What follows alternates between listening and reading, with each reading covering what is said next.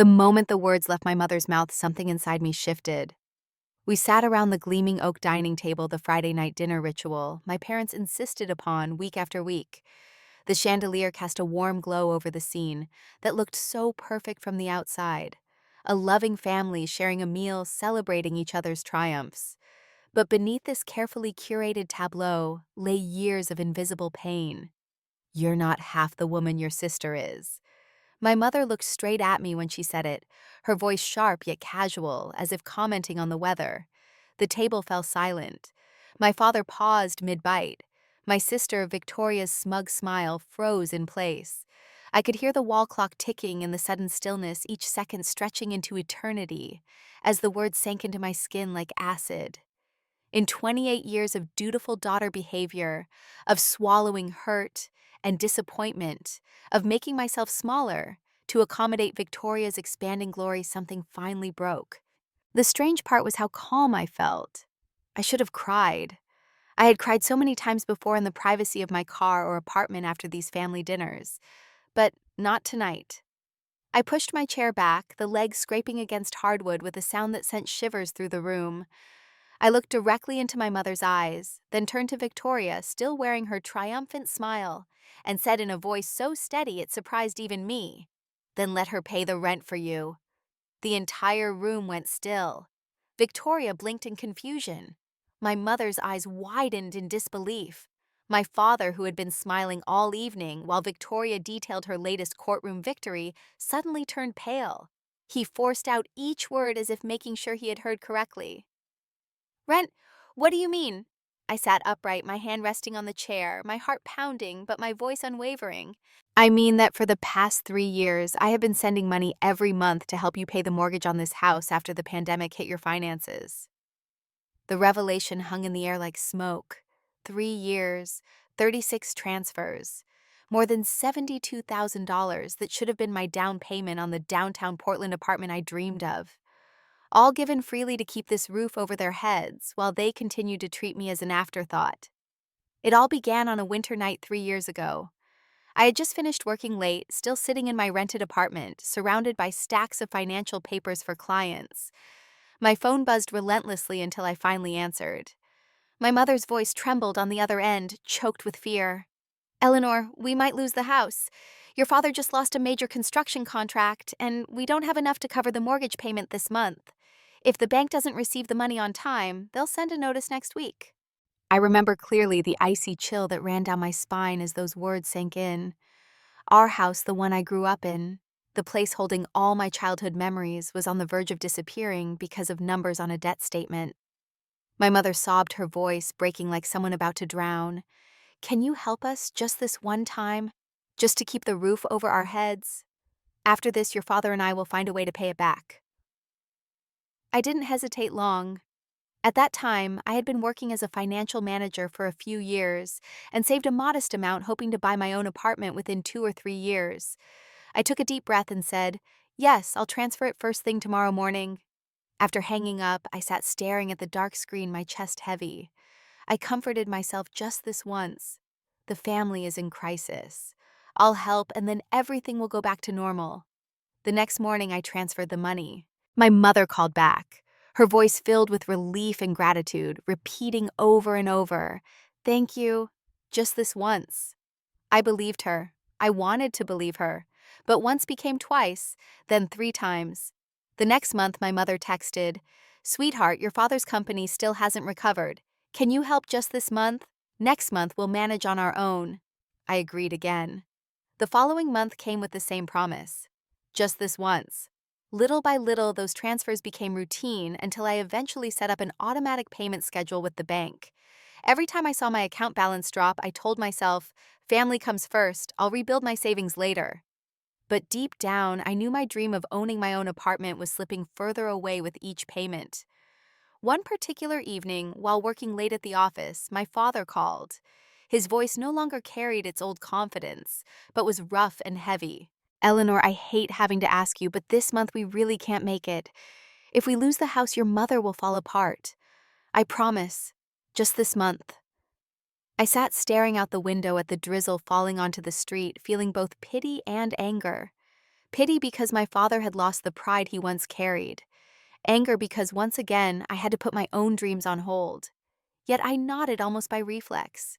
3 years, over 36 transfers, more than $72,000. That was the sacrifice I had made.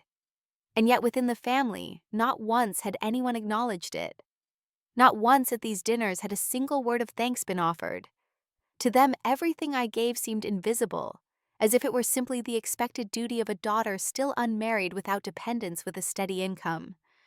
And now, sitting at that dinner table when I finally spoke the truth, my parents immediately denied it.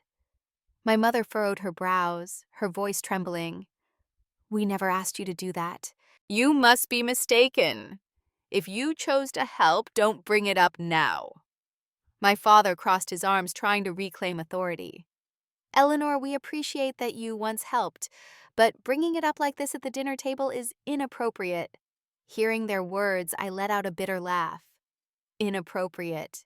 For 3 years, I quietly helped you keep this house, and tonight, I sit here listening to Mom say, "I'm not even half my sister." Don't you see the injustice in that? That room felt so heavy. It seemed as if every sound outside had been muted, leaving only my heart pounding. After I spoke the truth, I had buried for 3 years, silence fell over the dinner table. Victoria sat still, her hands clasped together, eyes looking away as if this had nothing to do with her. My parents reacted exactly as I had imagined. Denial, avoidance, then shifting the blame onto me. In that moment, a memory crashed over me like a wave tied to a familiar feeling. I had always been the invisible one in my own family.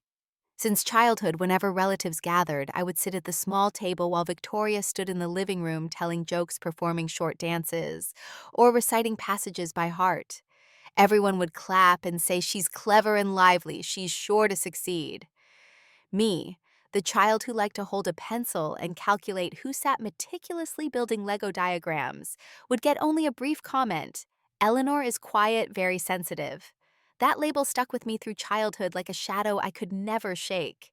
In class, my math scores were always top. Yet when my parents boasted to acquaintances, all they mentioned was, "Victoria just won a debate prize. Victoria made the debate team." I stood behind them, clutching my A-plus paper, feeling like nothing more than a faded backdrop. Those memories flooded back as I sat at the dinner table today. I wanted to scream, "What about me? What did I do wrong? I paid your debts. I kept this house from being foreclosed. I worked since I was 17 to pay my own tuition." But those words stuck in my throat. Instead, I heard myself whisper almost inaudibly, "Why am I always just a shadow?" No one answered. My mother set down her spoon and looked at me with a gaze that was half gentle, half reproachful, then sighed. "You are always too sensitive. We never thought you were less important. It's just that Victoria's path is more visible. You have to understand." I gave a bitter laugh. More visible meaning her work is in the spotlight, while what I sacrificed is only meant to be hidden. My words fell into silence. Victoria shifted slightly but still said nothing. I looked at my mother, searching for a trace of recognition in her eyes, but all I saw was avoidance. In that moment, I realized the problem was not money. It was not the $72,000 that left my account. What hurt me so deeply was the truth that for years I had never been seen. My contributions, my efforts, they were all treated as a given, like an unnamed shadow in this house. I bent my head, clenched my hands, trying to stop the tears from falling. The feeling was a mix of sadness, humiliation, and a sudden clarity. I looked up, and for the first time, I met my parents' eyes without looking away. I spoke slowly, enunciating each word. "I understand now. The issue was never about money. The issue is that no matter what I do, you will never acknowledge me. I was never enough, and will never be enough because, in your eyes, I am only the shadow behind Victoria. I am done." That short sentence carried years of exhaustion, and all the times I had swallowed my hurt, and it shot into the air like an arrow. My father snarled, his voice like flint, "If you leave, do not come back." The words were so bitter I could feel each one sink into my skin, like a sentence condemning me to give up every remaining comfort. And I knew from that moment on a line had been drawn inside me. I no longer wanted to chase their approval. That night after the dinner ended in silence, I drove back to my small rented apartment in downtown Portland. The trip home felt longer than usual, not because of traffic, but because my mind was so tangled. I lost track of how many times the traffic lights had changed. My parents' words echoed in my head. "You are always too sensitive. Don't turn dinner into a list of what you've done." And worst of all, the way they avoided my eyes when I mentioned the 3 years of mortgage transfers. I stepped into my apartment, turned on the lights, and a heavy quiet settled over everything like a thick blanket. I dropped my bag on the floor, took off my shoes, and almost immediately collapsed into the small dining chair by the window. My hands trembled as I opened my laptop, logged into my bank account, and navigated to the scheduled transfer section. Every month, exactly on the 15th, a sum had been taken straight from my paycheck and sent to my parents' account. For more than 36 months, it had run quietly like clockwork. I stared at the screen, the cursor waiting, and after a few hesitant seconds, I clicked cancel. A confirmation popped up. "Are you sure you want to stop this automatic payment?" I took a deep breath and pressed yes. That was it. The first feeling that hit me was painful, as if I had just cut off a piece of myself. For 3 years, I had tied my identity to those payments. Eleanor, the daughter who took care of the family, who sacrificed, who put others first. Now that I had severed it, I felt hollow, as though I had betrayed the duty I had carried so willingly. I closed my laptop, walked into the kitchen, and poured a glass of water with hands that were still shaking.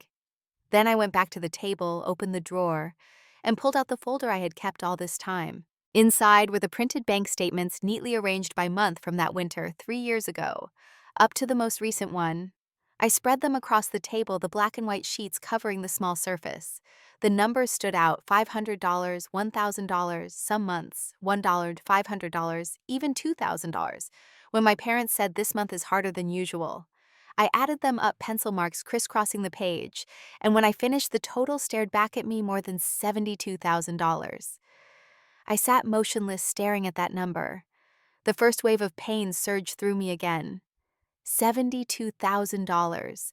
Money that should have been the down payment for the apartment I dreamed of in downtown Portland, or at least enough to begin a life free from renting. My chest tightened, my eyes burned, and once more I asked myself, why did I let this go so far? I remembered every moment when I gave up a piece of myself just to keep helping them. The first time I said no to a trip with friends because I didn't have the money, when in truth I had just sent off that month's mortgage payment. The time I postponed applying for graduate school because my savings account wasn't what it used to be. The time I turned down the chance to move into a larger apartment when my landlord raised the rent because I couldn't cover the deposit. Every choice circled back to one thing keeping my parents' house standing. But they never told anyone. To them, it was as if it had never happened at all. I leaned back in my chair, staring at the papers spread across the table. Beneath the layers of pain and disappointment, a new feeling slowly crept in: relief. For the first time in 3 years, I realized I had truly cut the cord that tied me to that unspoken responsibility. No more automatic deductions, no more text alerts from the bank reminding me of a shrinking balance each month. I sat still, feeling a cold breeze slip through the window, drifting into the empty space inside me. But that emptiness wasn't only dark. It also carried a fragile sense of freedom. I thought about the future, about that $72,000. If I could save again with my current salary fueled by this new determination, then in just a few years, I could place the down payment on my very own apartment. The thought made me smile without realizing it. A small smile, but more genuine than any forced grin I had worn at family dinners. I whispered to myself, that money should have been the down payment for my own home. And for the first time, I believed it wasn't so far out of reach. That night, I didn't turn on the TV or play music. I simply sat in the silence of my apartment, the warm yellow lights spilling over the scattered statements. I left them on the table, letting them stand as both a reminder of all that was lost and the start of something new. When I finally lay down in bed, I knew that tomorrow would be the beginning of a new chapter. A chapter not defined by desperate midnight calls, but by the choices I made for myself. After that night with the bank statements still scattered across my small dining table, I knew I could no longer live on autopilot. The loop of work, send money, sacrifice, silence had formally closed. For the first time in years, I felt as if control of my life had been returned to me. The next morning, instead of rushing to the office with a heavy heart, I put on my workout clothes and stepped outside to run along the Willamette River. Portland was crisp, the mist still hanging over the water, and each footfall on the path felt like shedding another layer of the gloom that had built up over the past 3 years. I started slow, then picked up the pace, breath coming harder, but my chest strangely lighter. Maybe finally I was running for myself, not racing to catch up to my sister's shadow or meet my parents' unreasonable expectations. I began to change small habits. On Thursdays each week, I signed up for a cooking class at the community center, a place full of different people. Young mothers learning new recipes, middle-aged men hoping to surprise their wives, and international students far from home. In that roomy kitchen under bright lights, no one knew me as the sister who's always compared to her successful sibling. They only saw me as Eleanor, a woman who loved making Italian food clumsy with desserts, but good at seasoning soups. We laughed when a loaf burned at the edges, and applauded when someone succeeded with their first tart. Here, I realized no one measured my worth by property deals or law firm titles. They saw me through simple sincerity and small joys.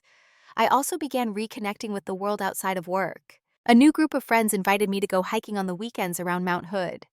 Standing at the summit, looking down at the endless stretch of green pine forest, I took a deep breath and felt as though my body had been reborn. I was no longer Eleanor curled up in an apartment calculating transfers to my parents, but Eleanor who was free, allowed to dream of things just for herself. In the evenings at home, instead of opening my laptop to worry over spreadsheets, I opened a book, brewed a cup of tea, and let myself enjoy the silence, a silence no longer tied to duty or sacrifice. My work also began to shift for the better.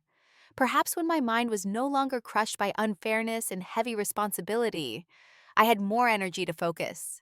I took on tougher projects, stayed late at the office to complete financial analyses for major clients. One evening, the company director happened to walk by, saw me still bent over spreadsheets after hours, and paused to pat my shoulder. "I like your dedication, Eleanor," he said. "This company needs more people like you." That short compliment meant more to me than all of my mother's bitter comparisons. At least here, I was recognized for my own effort. A month later, I was given the role of team lead for a new project.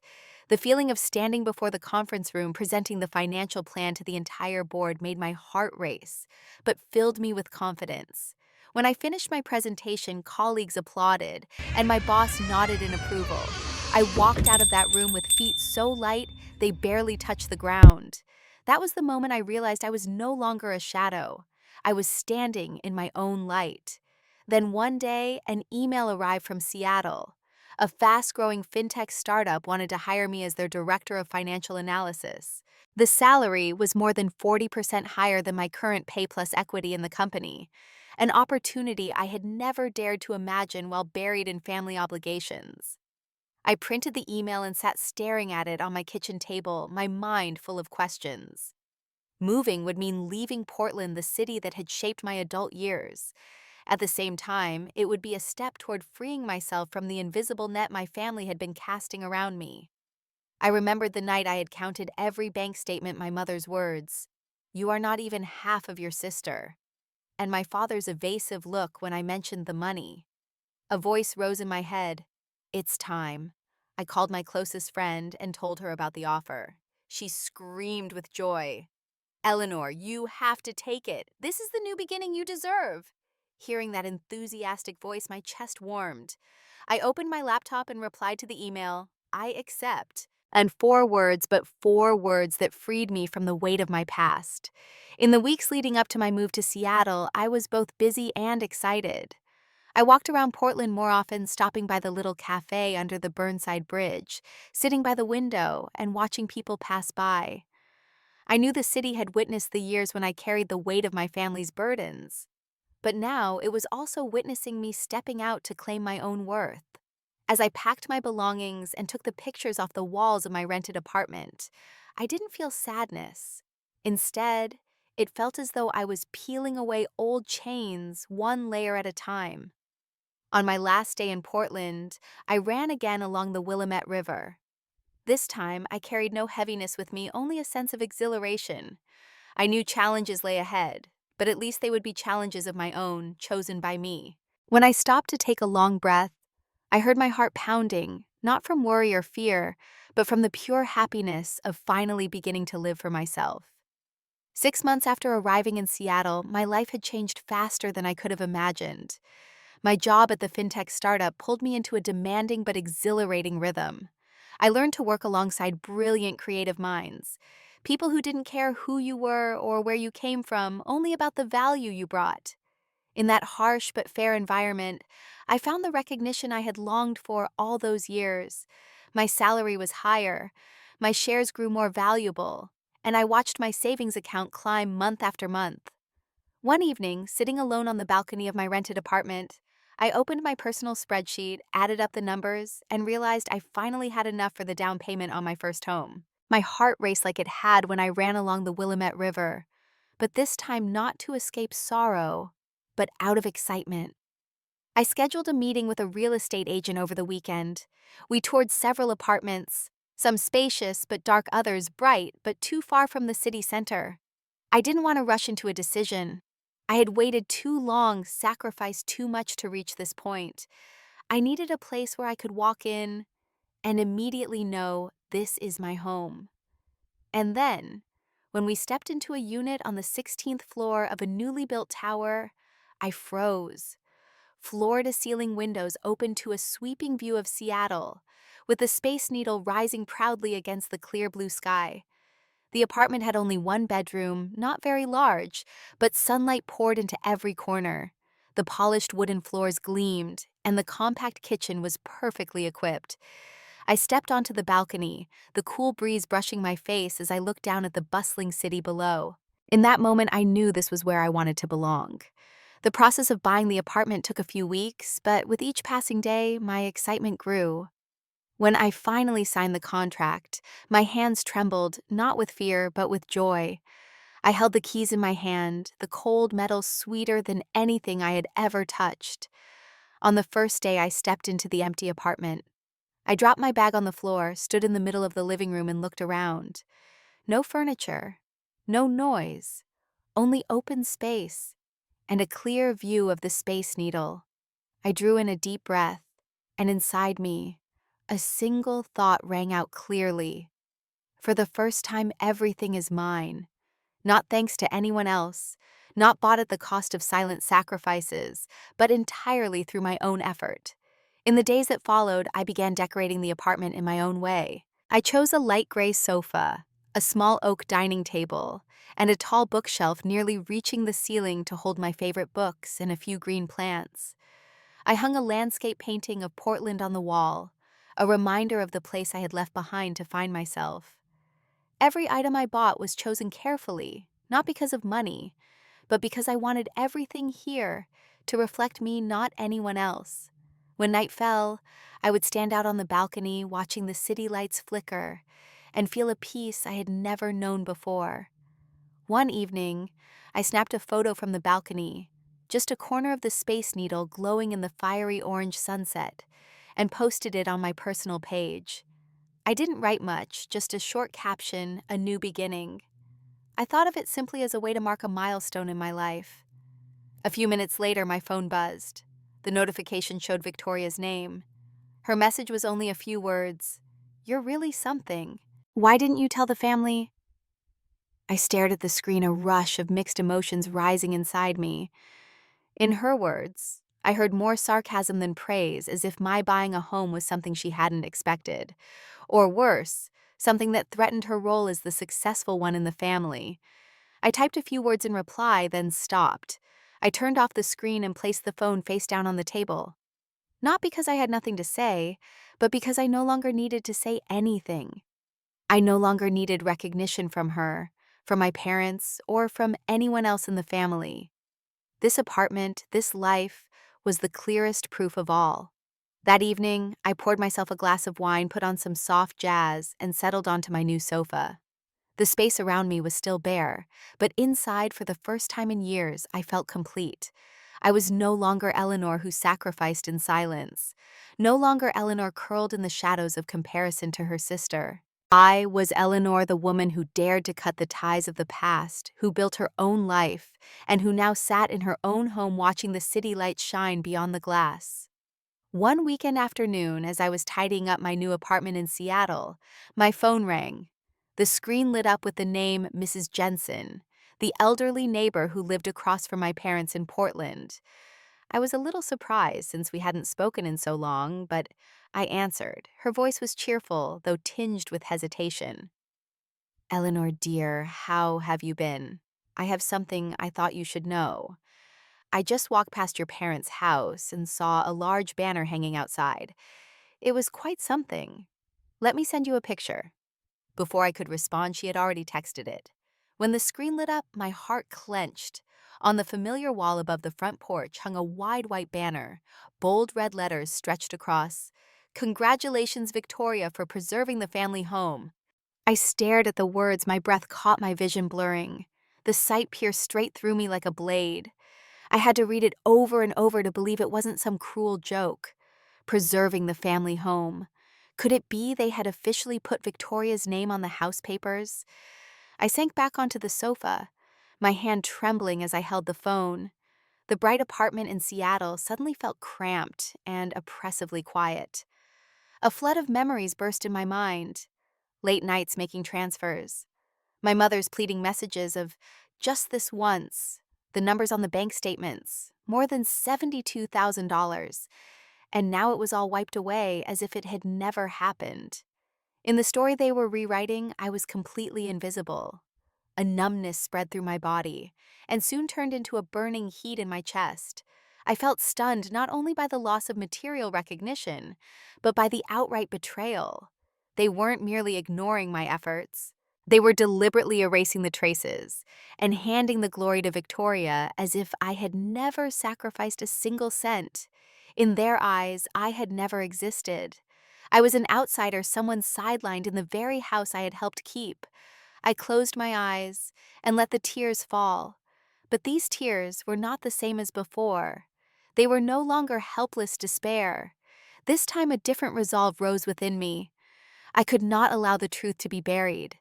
I could not let them construct a false story that turned Victoria into the savior and cast me out. They could hang a banner. They could add my sister's name to the deed. But I held the evidence. I jumped up and moved to the dining table where my personal financial files still lay stacked. I pulled out the folder I had prepared long ago. Every transfer receipt carefully annotated by date. The final total remained clear: $72,000. I flipped through the pages, my finger tracing the numbers, a fire rising inside me. They can rewrite the story, but I will bring the truth to light. That night I did not sleep. I sat at my laptop, reopened the spreadsheet, and reviewed every payment I had sent over the past 3 years. I compiled everything into a tidy financial report, complete with a bar chart showing each month's contribution. Watching the numbers move, the picture became unmistakable. Without me, that house would have collapsed long ago. I even printed my mother's messages. "Eleanor, just this once. If not, the bank will take the house." Those pieces of evidence felt like hammers breaking through the wall of lies they had built.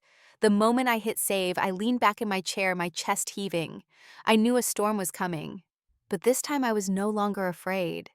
If the truth embarrassed them, that was not my fault. I had stayed silent for too long and had been treated like a shadow. Now I would let the light expose everything. And when that happened, I would not need to shout or cry. I would let the numbers and the evidence speak for me. In the quiet of my new apartment, I sat and watched Seattle blaze outside the window. For the first time, I could see the path I would take. No longer the family's lifeline that they could use, then drown. I would become the voice of the truth. This time they would not be able to ignore me. News about the family appreciation dinner reached me through a relative, my cousin Sarah, the only person in the family who still kept in touch and sometimes checked in. One afternoon, she called hesitating. "Eleanor, I think you should know. Your parents are planning a big party in Seattle. They call it a family appreciation dinner. I was asked to prepare the slideshow, but I guess you already know what the party is for. I frowned, though I was not truly surprised. My parents never missed an opportunity to make Victoria the center of attention. Sarah lowered her voice. They say they want to emphasize her role in preserving the family home. I think it's unfair, but I don't dare say anything. I thanked Sarah for being honest, then sat for a long time in the empty apartment, watching the city lights outside the window. They had hung the banner, and now they planned a party to formalize the false narrative. If I stayed silent again, it would mean I accepted being erased from the family's history. I pulled my folder closer, opened my laptop, and began working as if preparing a major financial project. I scanned every bank statement from 2020 to 2023, clearly marking the transfers to my parents' account. I recalled each note: mortgage support, helping out, just this month. I compiled everything into a massive Excel sheet and imported it into the professional analysis software I use at work. On the screen bar, charts appeared this month high, that month low, but the overall expense line kept rising. I looked at the final figure bolded in the corner, $72,000. My hands trembled on the keyboard. That number was not just money. It was 3 years of my youth sweat, missed opportunities to buy a home, my life sacrificed for a house that was now pushing me out. I didn't stop at the numbers. I added a clear timeline. The day my father lost his construction contract, the midnight call from my mother with the message, "Eleanor, if you don't help this time, the bank will take the house. Just this once, I promise." I still had that text, the shaky words glowing in the darkness of my phone. I believed it, and I wired the money that very night. I inserted a screenshot of that message into the report, placing it right below the heading, "The promise just this once," and beneath it, the chart 36 instances of just this once. I shaded the bar graph from green to red so that anyone who looked could see this wasn't chance. It was systematic sacrifice. While polishing the report, I thought about how my parents would react. They would be furious. They would deny it. But this time I had a weapon. The truth laid out sharp and undeniable. I wouldn't need to scream. I wouldn't need to plead. I only needed to stand tall and let the numbers and evidence speak for themselves. And then the opportunity came from Sarah. One evening she called again, sighing. "I finished the slideshow they asked me to make. It's just pictures of the house Victoria standing on the porch. Captions like, 'Thank you, Victoria, for keeping the family's fire alive.' It feels so fake." I sat in silence for a moment, then asked, "Sarah, can you send me the file? I'd like to give a few suggestions." She hesitated, but finally agreed. When the file arrived, I opened it and scrolled to the final slide. Just as I expected, bold words filled the screen. "Thank you, Victoria, for preserving our family home." I took a deep breath and got to work. I copied the entire file and made a separate version. All the photos and all the captions remained unchanged. I wanted the party to appear normal so that at the final moment the truth would explode. I added a sequence of slides following Victoria's section. First, a timeline of the transfer dates and amounts, then a 3-year bar chart, and then screenshots of the messages my mother sent me. I kept the final slide very simple. A photo of the house taken last summer with bold text underneath. This was my contribution. Don't forget it. When I ran through the slideshow, my heart pounded. Not out of fear, but because I was ready. Late that night, I saved the file in 3 different places: my laptop, a USB drive, and the cloud. I could not let a technical failure ruin the plan. I carefully prepared a printed financial report, bound it together, and put it in my bag. I pictured the scene: my parents standing before the relatives, proudly recounting Victoria's deeds, while I would quietly step forward, plug the USB into the projector, and let the truth reveal itself. I would not need to say much, just one sentence that kept repeating in my head: "If the truth embarrasses you, that is not my fault." In the days leading up to the dinner, I lived calmly on the surface while a fire burned inside me. I went to work in the mornings, led meetings, and signed reports for the company. In the evenings, I returned home, sat at the dining table, and stared at the folder and USB set neatly before me. I rehearsed in my head how I would walk forward, how I would plug in the USB, how I would say that single sentence. No trembling, no hesitation. Everything had to be decisive and steady, like a verdict delivered in silence. I would no longer be just the sister who was always compared, no longer a faded shadow. I would step forward, and this time everyone would have to see me. The restaurant in downtown Seattle glowed like a grand stage. That evening, I sat in my car in the parking lot for a long time before going inside. From a distance, I could see the familiar cars of relatives and silhouettes moving behind the windows. Everyone was dressed formally, radiant, as if preparing for a grand ceremony of honor family appreciation dinner. I smiled faintly, the cynic in my head still whispering, "They call it a family party, but in truth, it's a one-woman show for Victoria." Inside the restaurant, warm golden lights flooded the main hall. My father stood at the head of the long table, microphone in hand, wearing a self-satisfied smile. My mother sat beside him, eyes shining. And Victoria, the central figure, wore an emerald dress, her hair neatly pinned up, smiling gently, as if she truly carried the weight of the family on her shoulders. I stood quietly by the doorway listening to my father's words. We are so fortunate to have Victoria, the daughter who preserved the family home, who stepped up to make sure our family never lost our place of belonging. Applause swept through the room. I saw a few relatives lean in and whisper, nodding. In all that praise, no one mentioned my name. No one spoke of the nights I stayed up worrying about the mortgage or the 3 years of regular transfers. I might as well have never existed. The slideshow began playing on the large screen. Familiar images appeared one after another. The house blanketed in winter snow. Victoria standing proudly on the porch with a radiant smile. My parents with their arms draped around her. Words stretched across the slides. "Thank you, Victoria, for keeping the family's fire alive. Victoria, our pride." The hall filled with laughter, clinking glasses, lively chatter. I clenched my fists, feeling the blood in my veins boil. Yet I stayed still, waiting for the exact moment. And then it came. When the final slide appeared, instead of the words "Thank you, Victoria," the screen flickered and shifted to a stark white background with bold black letters, "Financial Contributions 2020-2023." The entire room froze. Forks and knives stopped midair. Chairs halted halfway, pushed back. Someone gasped. Others lifted their heads to look around. I could hear the pounding of my own heart, but outwardly I remained calm. I pushed open the back door of the hall and stepped inside under the stunned gaze of everyone. My heels struck the wooden floor with steady, echoing steps that carried through the silence. I stopped at the end of the room, lifted my chin, and spoke clearly, slowly, and firmly. "If the truth embarrasses you, that is not my fault." For several seconds, no one uttered a word. The only sound was the faint hum of the projector fan. Then from one corner of the table, someone began to clap. The applause spread to another, then another. At first scattered, the sound quickly gathered into a steady rhythm resonating through the hall. I looked around and saw my relatives' eyes shifting toward my parents, some filled with shock, some with reproach, and some with disappointment. My father's face drained of color, both hands gripping the microphone so tightly his knuckles turned white. My mother sat, frozen lips trembling as if she wanted to speak but couldn't form a single word.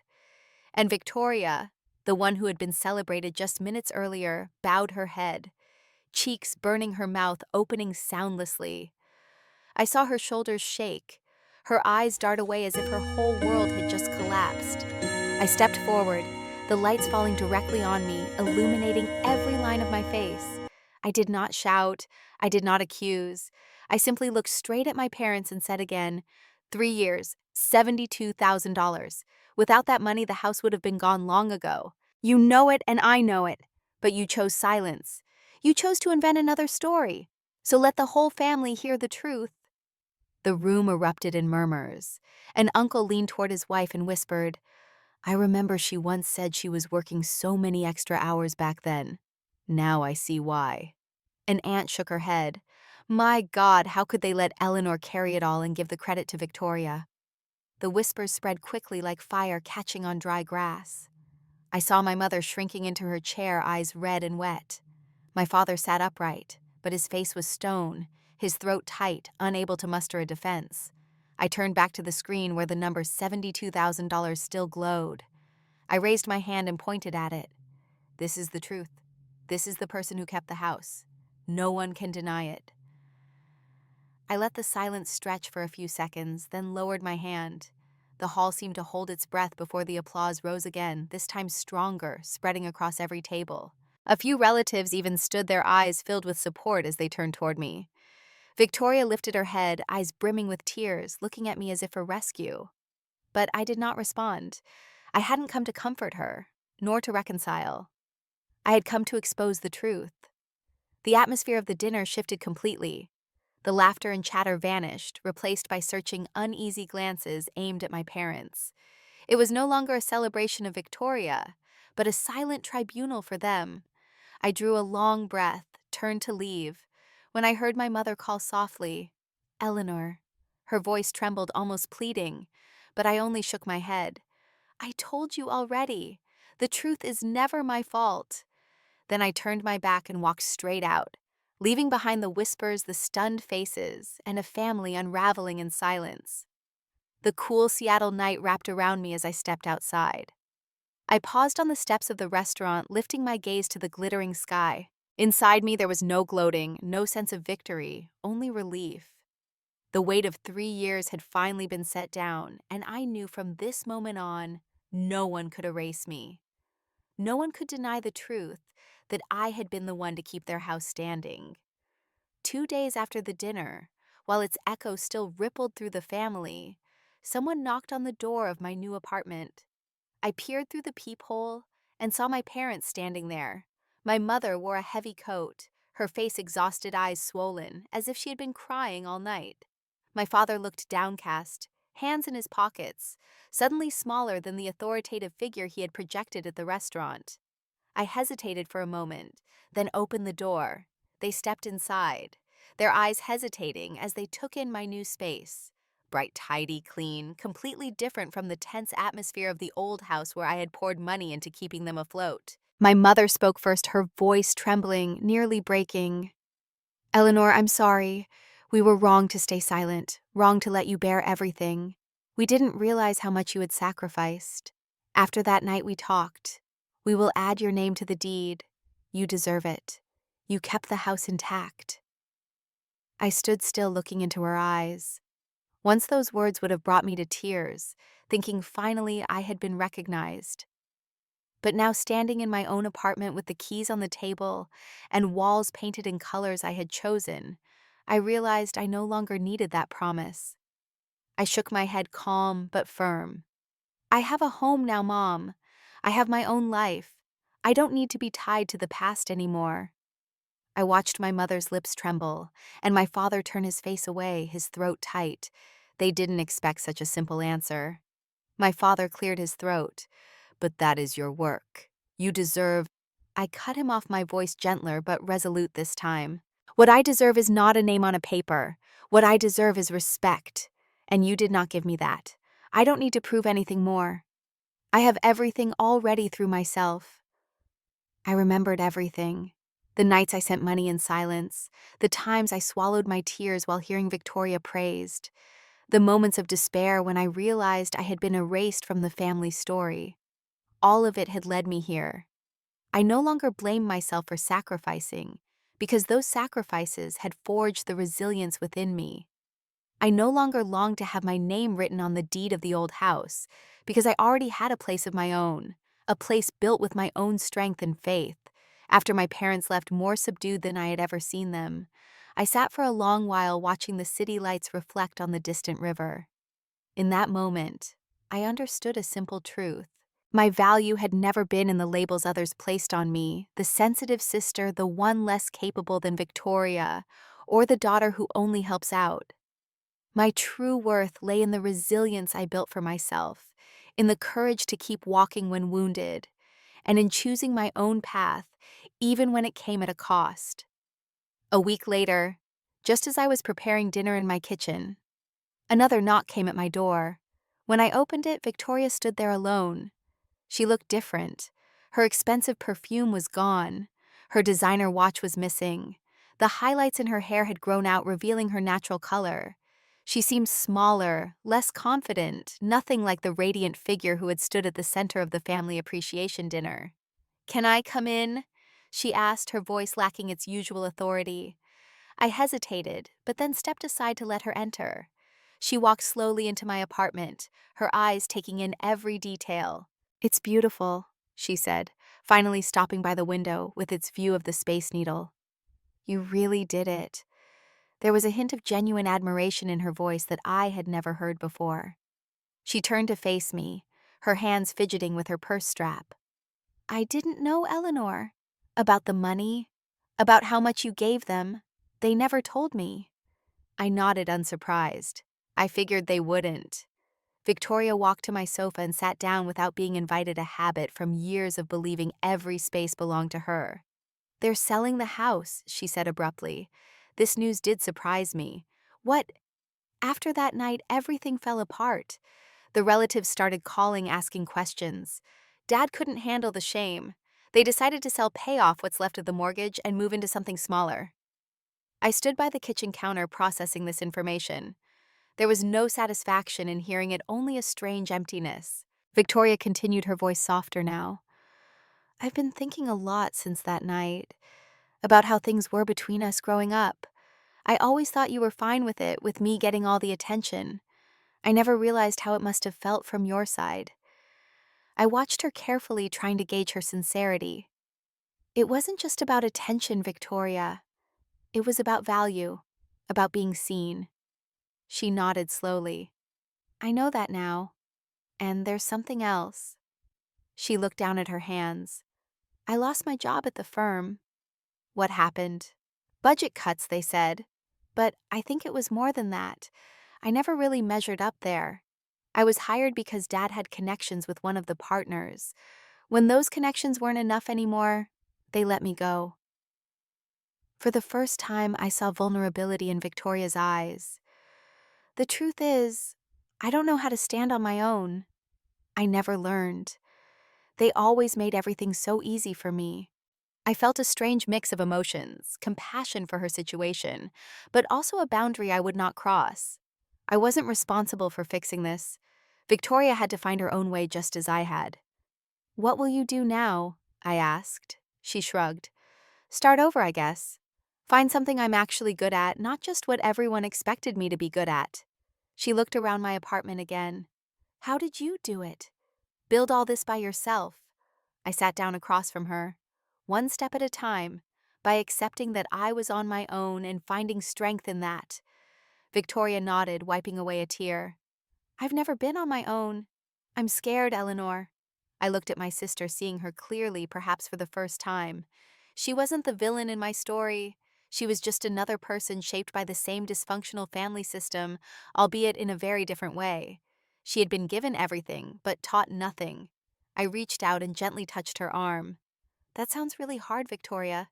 And I'm sorry you're going through it." She looked up, surprised by my compassion.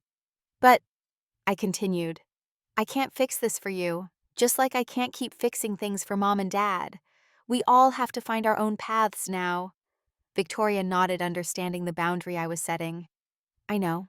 I didn't come here to ask for help. I came to say I'm sorry, and that I admire what you've built." We sat in silence for a moment, the weight of years shifting between us. Not gone, but somehow lighter. "Do you think we'll ever be close?" she asked finally. "Like real sisters?" I considered the question carefully. "I don't know, but we can start by being honest with each other. That's something we've never had." She nodded, accepting this limited but real offering. As she left my apartment that evening, I felt neither triumph nor resentment, just the quiet acknowledgement that we were all changing, finding new ways to exist in the aftermath of truth. The months that followed brought a gradual transformation in my family. My parents did sell the house, moving to a small condominium that better suited their actual financial situation. Victoria found a job at a smaller law firm, one where she had to prove herself on her own merits. We established monthly calls, a boundary we had created after the confrontation at the appreciation dinner. No more mandatory Friday dinners, no more pretending. Just brief, honest updates about our lives. Sometimes difficult, sometimes awkward, but always real. 1 year after the night, I had revealed the truth. I received a promotion at work. I was now a senior director with a team of financial analysts reporting to me. My apartment was fully furnished, my life in Seattle established and flourishing. That evening, I stood on my balcony watching the sunset paint the Space Needle in shades of gold. My phone rang. It was Victoria. "Congratulations on the promotion," she said. "Sarah told me." "Thank you," I replied, surprised that she knew. "I wanted to tell you something," she continued. "I'm starting therapy next week to work through some of the family stuff." "That's good," I said, genuinely pleased for her. "And I also wanted to say that I see you now, Eleanor. I really do. Not just what you did, but who you are. You're remarkable." I felt something shift inside me, a small piece of the past finally settling into place. "Thank you for saying that." After we hung up, I remained on the balcony watching the stars appear one by one above the city. I thought about the journey that had brought me here, the pain, the sacrifice, the awakening, and finally the freedom. I had learned that my value wasn't something to be earned through usefulness or determined by comparison to someone else. It was something to be claimed by knowing what I would and wouldn't accept, by building a life that reflected my own choices, rather than others' expectations. The Seattle night blazed on, and I saw clearly that I had rewritten my story. It was no longer bound to denial or resentment. It was bound to the truth I chose to live. Your value does not lie in the labels others place on you. It lies in the resilience you build for yourself. 1 year had passed since the night of the family appreciation dinner, that pivotal moment when I had stood in the light of truth and refused to be erased. Now, on a crisp autumn morning in Seattle, I sat in my office overlooking the bustling financial district, reviewing quarterly reports for my team. The company had just completed a successful funding round, our valuation tripling, making my equity shares worth significantly more than I had ever imagined. A gentle knock on my door pulled me from the spreadsheets. My assistant Mia poked her head in. "Eleanor, the CEO wants to see you. He says it's important." I nodded, straightening my blazer as I stood. The walk to the executive suite no longer filled me with anxiety.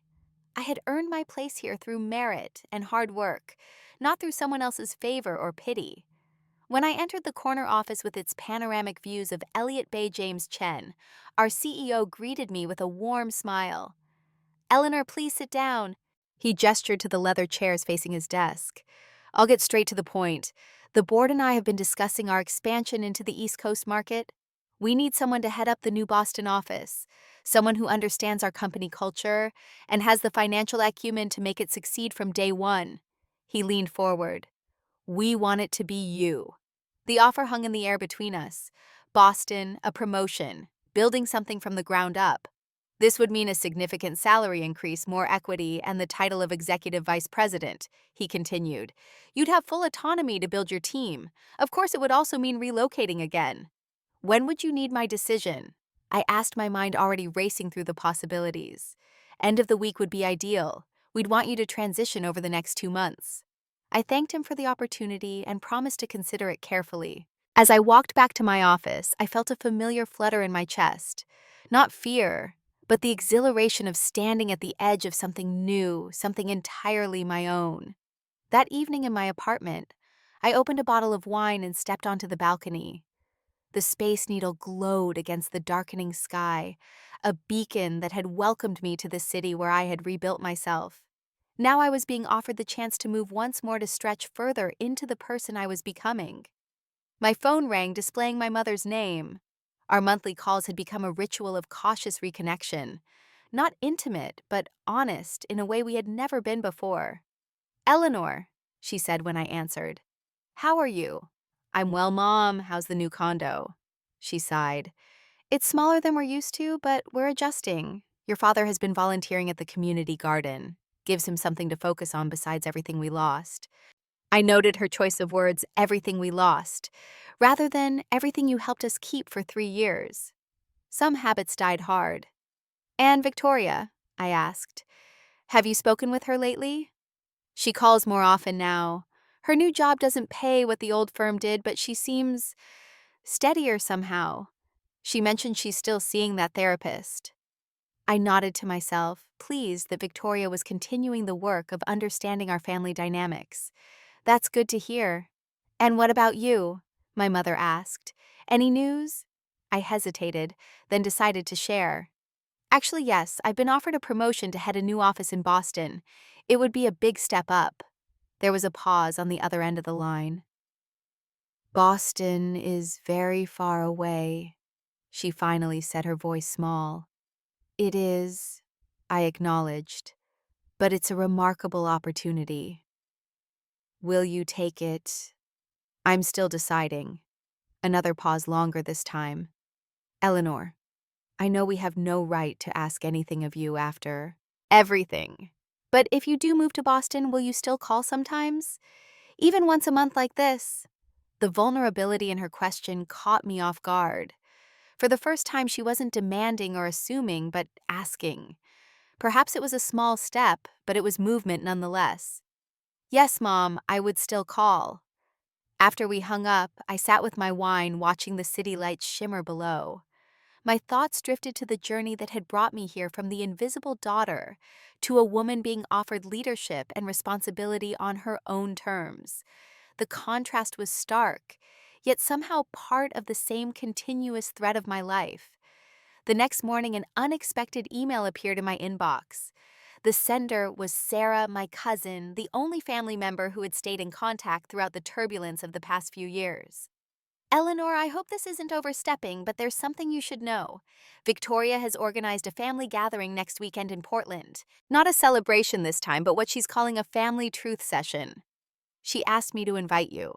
She said she understands if you decline, but she hopes you'll consider coming. It's at her apartment on Saturday at 3 p.m. I stared at the screen, reading the message twice more. A family truth session. What could that possibly mean? My first instinct was to refuse. I had built a life beyond their expectations and judgments. Yet curiosity tugged at me. What was Victoria trying to do? I decided to call her directly. When she answered, her voice held none of the haughty confidence it once had. Eleanor, thank you for calling. I wasn't sure you'd even read Sarah's email. What exactly is this truth session, Victoria? She took a deep breath. It's something my therapist suggested. A controlled environment where family members can speak their truths without judgment or interruption. I've asked Mom and Dad to come and a few of the aunts and uncles who were at that dinner last year. She paused. I want us to break the cycle of silence and pretending, but I understand if you don't want to be part of it. I considered her words carefully. Why now, Victoria? What's changed for you? Everything, she said simply. After losing my job, after watching you stand up that night and speak your truth while I sat there, realizing my entire identity was built on lies they told me about myself. Everything changed. I've been doing a lot of work in therapy, learning about family systems, about how Mom and Dad set us up as the golden child and the scapegoat without either of us having a say in it. Her words resonated with terms I had come across in my own reading about family dynamics, terms that had helped me make sense of our shared past. I can't promise I'll come, I said finally, but I'll think about it. That's all I can ask, she replied. After hanging up, I opened my laptop and booked a flight to Portland for the following weekend. Some part of me knew I needed to witness whatever was about to unfold, not for them, but for myself, for the final pieces of my own healing. The following Saturday, I found myself standing outside Victoria's apartment in a modest building in Portland. Nothing like the luxury condo she would have chosen in her previous life. I took a deep breath and knocked. Victoria opened the door, dressed simply in jeans and a blue sweater, her hair pulled back in a simple ponytail. No designer labels, no statement jewelry. Her face lit up with genuine surprise when she saw me. You came, she said softly. Thank you. The living room was arranged with chairs in a circle. My parents were already seated, looking uncomfortable and smaller than I remembered. A few aunts and uncles sat nearby, including my father's brother Robert and my mother's sister Louise. In the center of the circle sat a middle-aged woman with kind eyes and a notepad. This is Dr. Bennett, Victoria explained. She's agreed to facilitate today. I took a seat directly across from my parents, maintaining eye contact without hostility or submission. Dr. Bennett smiled warmly at everyone before speaking. Thank you all for coming. Victoria has invited you here today for what she's calling a family truth session. This is a space where each person will have the opportunity to speak their truth without interruption. The goal isn't to assign blame or demand apologies, but to acknowledge realities that have been denied or minimized. Victoria, since this was your idea, would you like to begin? Victoria nodded, sitting up straighter. First, I want to thank everyone for coming, especially Eleanor. She turned to me. For most of my life, I accepted the story our parents told about us, that I was the special one, the successful one, the one who deserved attention and praise. I never questioned why Eleanor received so little recognition or support. I never asked why her achievements were minimized while mine were celebrated. She looked down at her hands. When Eleanor revealed at that dinner that she had been financially supporting our parents for years, while they continued to praise me and ignore her contributions, something broke open in me. I realized I had been complicit in her erasure. I had accepted unearned privilege at her expense. My mother shifted uncomfortably in her seat. My father stared at the floor. Victoria continued, her voice growing stronger. Since then, I've been working to understand the family dynamics that shaped both of us. I've learned about the golden child and scapegoat roles that narcissistic family systems often create. I was cast as the golden child, given everything, but also trapped in a role of perfection I could never truly live up to. Eleanor was cast as the scapegoat, expected to give everything while receiving nothing in return. She looked directly at our parents now. What you did to both of us was wrong. You didn't just hurt Eleanor by erasing her contributions and treating her as less than. You hurt me too by raising me to believe my worth came from external validation and accomplishments, rather than my inherent value as a person. When that validation was taken away, I collapsed because I had no internal foundation to stand on. The room was silent. I watched my sister with new eyes, seeing the genuine growth and self-awareness she had developed over the past year. Dr. Bennett nodded encouragingly. Thank you, Victoria, for that honest sharing. Who would like to speak next? To my surprise, my father raised his hand. When Dr. Bennett nodded to him, he cleared his throat awkwardly. I don't know how to do this, he began, his voice rough with emotion.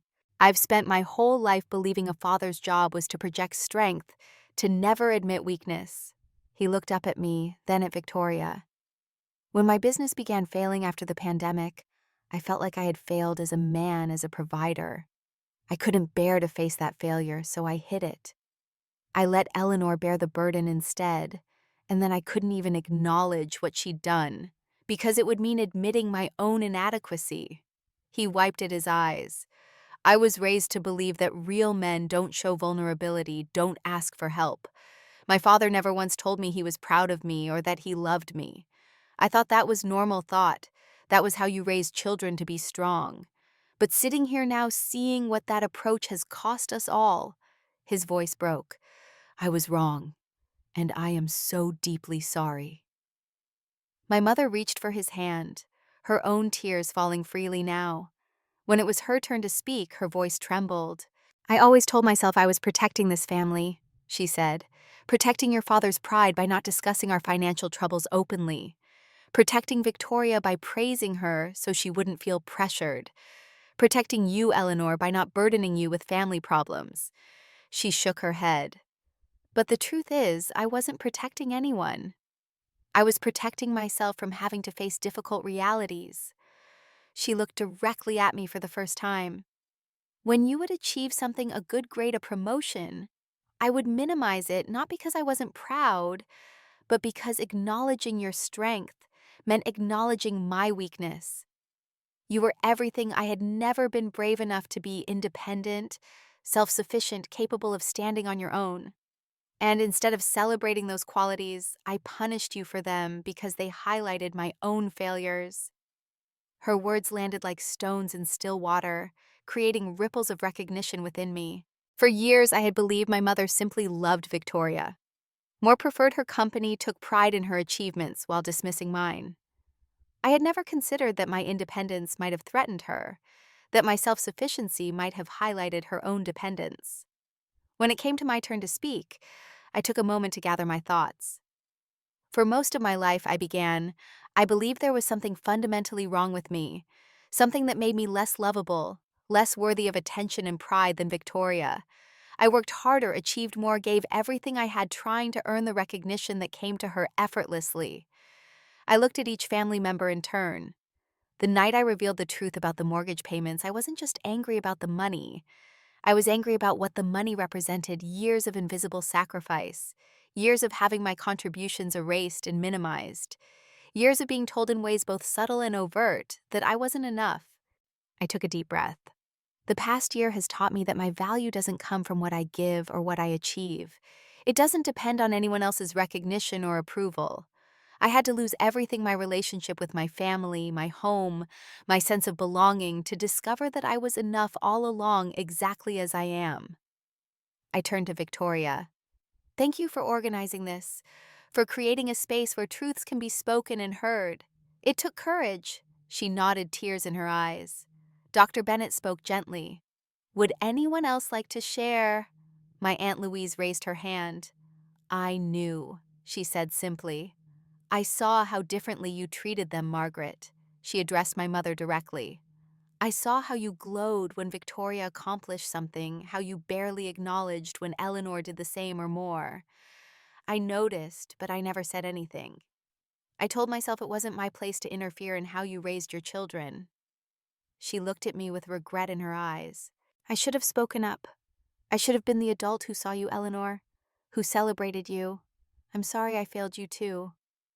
One by one, other relatives spoke, acknowledging the patterns they had witnessed, but never challenged. The weight of collective recognition filled the room, not just of what had happened to me, but of everyone's role in allowing it to continue. When the formal session ended, we moved to Victoria's small kitchen for tea. The conversation shifted to lighter topics, but something fundamental had changed in how we occupied space together. There was an authenticity, an acknowledgement of reality that had been absent from our family gatherings for as long as I could remember. As I prepared to leave, my mother approached me hesitantly. Eleanor, I know we can never make up for what we did, for how we failed you, but I want you to know that I see you now. I see your strength, your intelligence, your integrity. I see how you've built a beautiful life on your own terms. She paused. I'm so proud of you. I should have told you that every day of your life. The words I had longed to hear for decades landed softly without the devastating impact I might once have expected. They were important, yes, but they no longer had the power to define me. Thank you for saying that, I replied simply. It means something to hear it even now. Victoria walked me to my car. The autumn air was crisp, leaves crunching beneath our feet. Will you take the job in Boston? She asked. I think I will, I said. It feels like the right next step. She nodded. You're going to be amazing there. You always find a way to thrive no matter where you are. She hesitated. Do you think you'll ever be able to forgive them? Forgive us? I considered the question carefully. Forgiveness isn't something I can force or rush, but I think understanding is a start. Today helped with that. Victoria smiled a genuine smile without the competitive edge it once held. You know, in therapy, I've been learning that healing isn't linear. It's messy and complicated and sometimes painful, but it's worth it. Yes, I agreed. It is. As I drove back to my hotel, the streets of Portland both familiar and strange after my time away, I reflected on the journey that had brought me to this moment. From the invisible daughter desperately seeking validation to the woman who had found her worth, apart from anyone else's recognition. From the silent supporter bearing everyone else's burdens, to the leader charting her own course. The pain hadn't disappeared. The years of erasure and minimization had left their mark. But they no longer defined me. They were simply part of the complex tapestry of experiences that had shaped who I had become. 3 weeks later, I accepted the position in Boston. The company announced my promotion with fanfare. Colleagues gathered for a celebratory dinner, and my team presented me with a framed photograph of the Seattle skyline to take with me to my new office. As I packed up my apartment, carefully wrapping the few treasured possessions I had accumulated, I found myself lingering over the landscape painting of Portland that had hung on my wall since I first moved to Seattle. I traced its outline with my fingertip, considering whether to bring it with me to Boston or to leave it behind as I moved forward. In the end, I wrapped it carefully and placed it in a box marked office, not because I needed a reminder of what I had escaped, but as an acknowledgement of where I had begun. The painting would hang in my new executive office in Boston, not as a symbol of pain, but as a testament to resilience, to the journey from invisibility to recognition, from silence to truth, from dependence to self-determination. The evening before my flight to Boston, I stood on my balcony one last time. The Space Needle glowed against the night sky, the city lights stretching out below like a constellation of earthbound stars. I had arrived here wounded, carrying the invisible burden of years of erasure and unacknowledged sacrifice. I was leaving whole, carrying instead the strength forged through that very pain. My phone chimed with a message. It was from Victoria. "Just wanted to wish you safe travels tomorrow. Boston is lucky to have you. So was Portland, even if we didn't realize it then. Fly safe, sister." I smiled, typing a simple reply. "Thank you for everything." As I turned back to the view, a sense of profound peace settled over me. The journey ahead would bring new challenges, new opportunities for growth, new chances to define myself on my own terms. I was ready. In the quiet of that final Seattle night, I whispered a truth I had fought so hard to learn. Your value isn't determined by those who couldn't see it. It lives in the strength you find when you stand alone in the boundaries you set, when they're needed most, and in the life you build when you finally put yourself first. The wind carried my words out over the city, and I knew they would travel with me to Boston and beyond, a reminder of how far I had come and how much farther I could still go. The woman who had once been a shadow now cast her own light. The daughter who had once been invisible now stood fully seen, not by others, but by the only person whose recognition truly mattered, herself. And that, I realized, was the greatest victory of all.